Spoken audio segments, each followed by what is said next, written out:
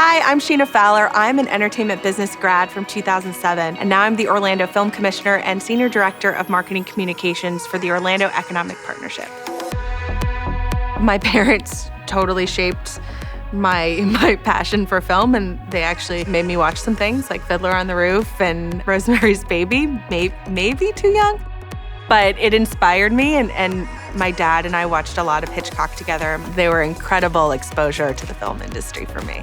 Noticing all the details that Hitchcock took, there's not a single element in every frame that doesn't have a meaning or a purpose, and I think it's a beautiful thing to think about filmmaking that way. And my family's just always loved Halloween, so Hitchcock was a good one.